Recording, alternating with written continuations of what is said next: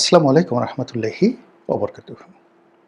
সম্মানিত দর্শক, আজকে যে বিষয়টি নিয়ে আলোচনা করব, সেই বিষয়টি মূলত আমাদের একটা যে রাজনীতির মনস্তাত্ত্বিক বিষয়। আমাদের মন এই গত ২ বছরে কিভাবে পরিবর্তন হয়েছে?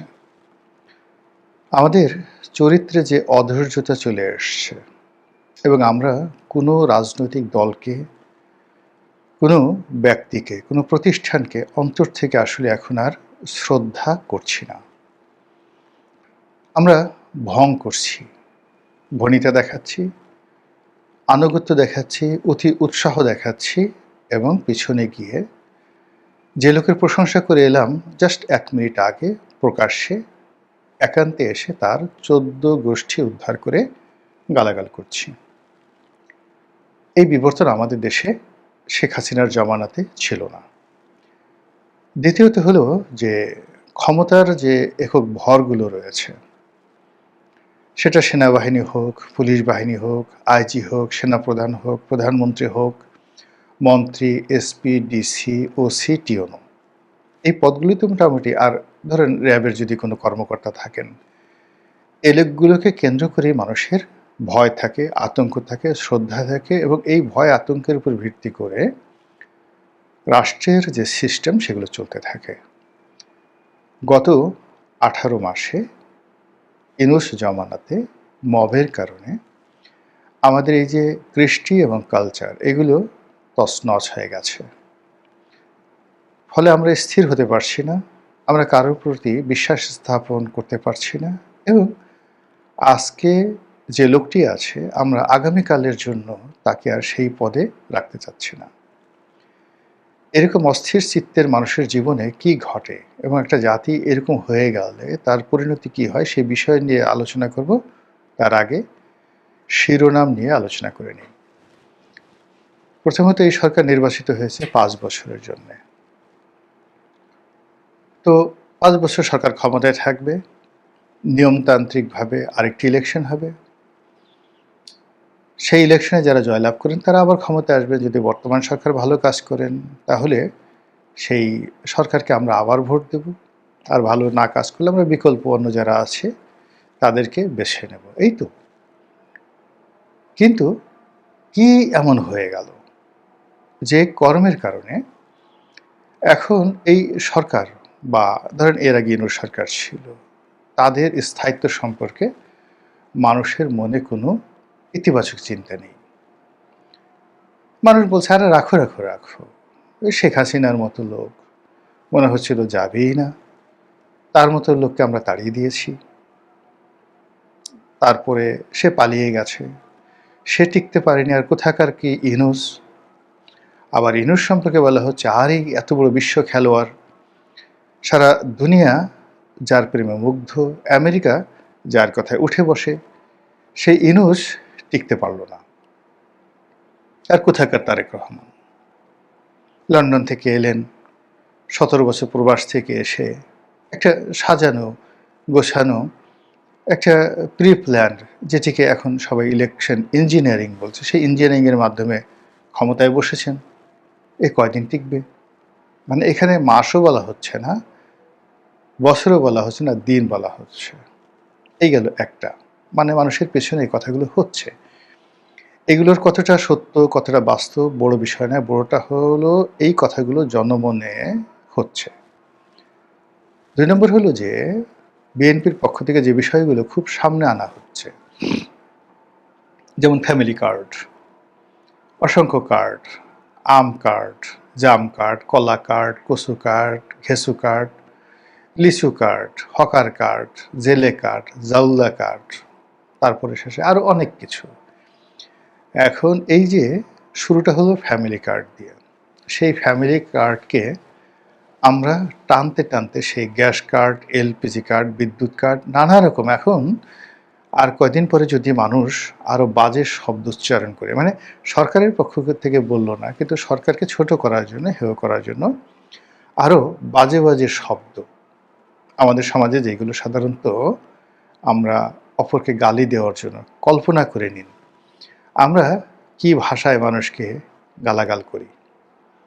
বা গালাগালি করতে গিয়ে তোকে ওইটা করি, বা তুই অমুকের বাচ্চা, ইত্যাদি ইত্যাদি যে সকল আজে বাজে শব্দগুলো ব্যবহার করি, সেই শব্দগুলোর সাথে যদি একটা কার্ড যুক্ত করে দেয়া হয় তাহলে কেমন বাজে শোনাবে একবার একটু চিন্তা করেন। এই পর্যায়ে মানুষ কিন্তু এখন চলে গেছে। তো এরকম যখন একটা মানুষ, তখন এই কাজগুলো যে হচ্ছে সেটিকে আপনি নিয়ন্ত্রণ করতে পারবেন না। এটি এখন সামাজিক মাধ্যমে চলে গেছে। বাংলাদেশের বেশ কয়েকজন গুরুত্বপূর্ণ ব্যক্তিকে নিয়ে এই মুহূর্তে ভীষণ রকম আজে বাজে, যাকে বলা হয় গুজব, যেটিকে বলা হয় সাইবার অ্যাটাক, সেটা হলো প্রধানমন্ত্রী এবং তার পরিবার। জনাব সালাউদ্দিন স্বরাষ্ট্রমন্ত্রী, তার এবং তার পরিবার। এরবারে ডক্টর মোহাম্মদ ইউনূসকে নিয়েও কিন্তু কম হচ্ছে না।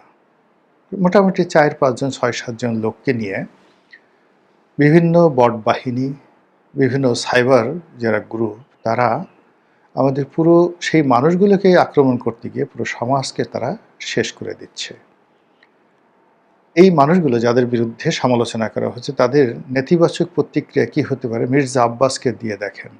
মুহূর্তের মধ্যে একটা মানুষ কি অবস্থা হয়ে গেল। এই কয়দিন আগে, নির্বাচনের আগে, পার্লামেন্টে রুমিন ফারহানাকে নিয়ে সেই তোফায়েল আহমেদ কত সুন্দর কথা বললেন। শান্তশিষ্ট, স্মার্ট, আধুনিক, প্রযুক্তিমনা বাংলাদেশি একজন রাজনীতিবিদকে যত গুণে গুণান্বিত করবেন, তার দোষ আছে, থাকতে পারে, কিন্তু আমি গুণের কথাগুলো বলছি।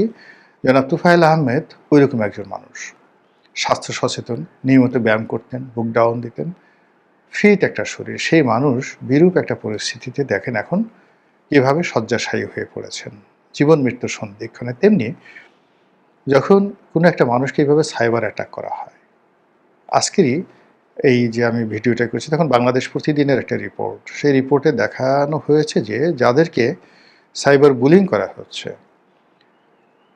সেই বুলিংটা এত নির্মম যে আন্ডারওয়ার্ল্ড গডফাদার বা অন্য যে আন্ডারওয়ার্ল্ডের ডন, হাজি মাস্তান, ছোট শাকিল, ছোট রাজন, দাউদ ইব্রাহিম, এরা যদি কাউকে টার্গেট করার পরেও সেই টার্গেটের পরিবার, পরিজন, আত্মীয় স্বজন সবার মধ্যে যেভাবে একটা আতঙ্ক তৈরি হয়, এখন সাইবার বুলিংটা ঠিক ওই পর্যায়ে চলে গেছে। এই সরকারের বিরুদ্ধে সাইবার বুলিং শুরু হয়েছে। যাই করুক না তারা, যা বলুক, হোয়াট এভার মে বি, যত জনকল্যাণমূলক হোক না কেন, মুহূর্তের মধ্যে সেটার বিপরীতে একটা ন্যারেটিভ তারা দাঁড় করিয়ে ফেলছে সাইবার বুলিং করে, এবং তুই তুকারি করে, বাপ মা বলে, সেখানে যৌনতা এনে, অতীত ইতিহাস এনে প্রত্যেকটা মানুষের জীবন তছনছ করে ফেলছে।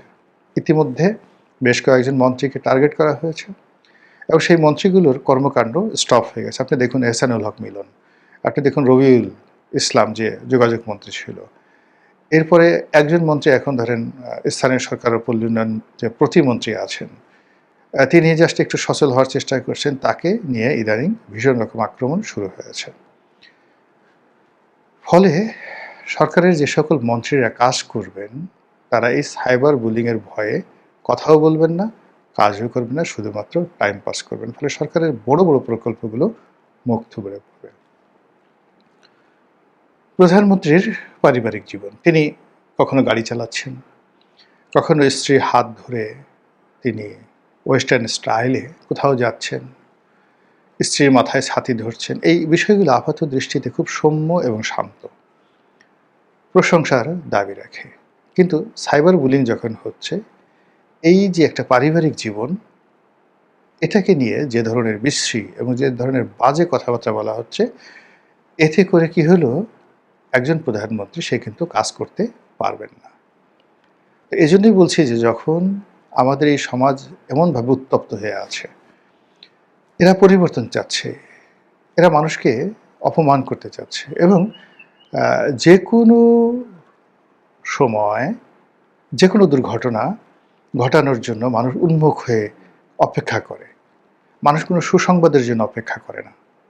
মানুষ চিন্তা করে যে কখন একটা দুর্ঘটনা ঘটবে, কখন একটা বজ্রপাত ঘটবে, কখন সরকারের পতন হবে, কখন সর্বনাশ হবে। অর্থাৎ আমি অপার হয়ে বসে আছি সর্বনাশের আশায়। এইরকম একটা বিশ্রী মন মানসিকতা তৈরি হয়ে গেছে গত 18 মাসে। কে দায়ী, কেন দায়ী, কিভাবে দায়ী, এই বিষয়গুলো আপনারা বের করবেন। শুধু আমি একটা জিনিস বলি, যখন কোনো বুদ্ধিমান জাতি, ধরুন আমেরিকা একটা বুদ্ধিমান জাতি, তারা আমাদের মতো জনবহুল কোনো রাষ্ট্রে আক্রমণ চালায় বা এরকম একটা জনবহুল রাষ্ট্রে যখন তারা নিজেদের আধিপত্য প্রতিষ্ঠা করতে চায়, তখন তারা যে কাজটি করে সেটা হলো জনগণের মন মানসিকতা চিন্তা চেতনাকে একেবারে ভূমিসাৎ করে দেয়, মাটির সঙ্গে মিশিয়ে দেয়। মানুষের মধ্যে বিলাসিতা তৈরি হয়, দুটো শ্রেণী তৈরি হয় এবং মানুষ কখনো ভালো চিন্তা করতে পারে না। মৌজ করো, মাস্তি করো, এবং এটা আপনি হিরোডোটাসের বইতে আপনি পাবেন এই কাহিনী। এবং এটা আজকের নতুন নয়, পুরনো, মানে হাজার হাজার বছর আগে যখন কোনো দুর্ধর্ষ জাতিকে অন্য কোনো একটি জাতি বিজয় মানে জয়লাভ করতে চাইতো বা তাদেরকে পরাজিত করতে চাইতো, তখন সেই দুর্ধর্ষ জাতি তারা শত শত বছর ধরে গেরিলা যুদ্ধ চালাতো। তো শক্তিশালী জাতি, কৌশলী জাতি তখন কি করতো, এই গেরিলা যোদ্ধাদেরকে টার্গেট করে তাদের কাছে মদ পাঠিয়ে দেওয়া হতো, সুন্দরী নারীদেরকে দেওয়া হতো, অঢেল অর্থ দেওয়া হতো, ভালো ভালো খাবার পাঠিয়ে দেওয়া হতো, বাদ্যযন্ত্র দেওয়া হতো এবং ভালো ভালো পোশাক পরিধান করতে দেওয়া হতো এবং সুন্দর সুন্দর, প্রাচীন জমানাতে যখন মানুষ স্যান্ডেল পরতো না, তখন সুন্দর সুন্দর স্যান্ডেল দেওয়া হতো। এর ফলে কি হলো যে তাদের মধ্যে যে লড়াই করার সংগ্রাম, এটা নষ্ট হয়ে যেত। আমাদের বাঙালিদের মধ্যেও ঠিক একই ঘটনা হয়েছে। একটা বিশেষ শ্রেণীকে সুযোগ দিয়ে তাদের ভুঁড়িকে স্ফীত করা হয়েছে, তাদের শরীরকে মোটা তাজা করা হয়েছে, তাদের মস্তিষ্ককে দুর্বল করে দেওয়া হয়েছে এবং তাদের হাতে অঢেল অর্থ এবং অস্ত্র দেওয়া হয়ে গেছে। এগুলো একটা গ্রুপ। আর একটা গ্রুপকে দরিদ্র থেকে দরিদ্র, অধৈর্য করে দেওয়া হয়েছে। এরা মানে কে আমেরিকা, কে ভারত, কে চীন এসব চিন্তা না করে তার চোখের সামনে কোন লোকটি ধনী আছে, কোন লোকটি টাকা পয়সা আছে, তাকে আক্রমণের লক্ষ্যবস্তু করে তার দিকে তারা তেড়ে আসছে। আর যে শ্রেণীটা চিন্তা করবে বুদ্ধিভিত্তিক চিন্তা, তাদেরকে সমাজ থেকে বিচ্যুত করে দেওয়া হয়েছে। ফলে এই যে একটা অবস্থা, একটা সোশ্যাল স্ট্রাকচারকে যদি আমরা পরিবর্তন না করি, তাহলে এই সরকার নয়, যে কোনো সরকারই যখনই ক্ষমতায় আসবে, মানুষজন তাকে মেয়াদ দিতে চাইবে না, পূর্ণ মেয়াদে তাকে কাজ করার সুযোগ দিতে চাইবে না। প্রথমেই বলবে এ কবে যাবে বা এ কয়দিন থাকবে বা কয়দিন সে থাকতে পারবে, এবং এই কথাগুলো যখন উচ্চারিত হতে থাকবে, তখন আর কোনো সরকারের কাজ করার যেটা নৈতিক মনোবল, সেই মনোবলটা থাকবে না। আশা করি আপনারা বুঝতে পেরেছেন। মহান আল্লাহ আমাদের সবাইকে হেদায়েত দান করুন এবং হেফাজত করুন। আসসালামু আলাইকুম ওয়া রাহমাতুল্লাহি ওয়া বারাকাতুহু।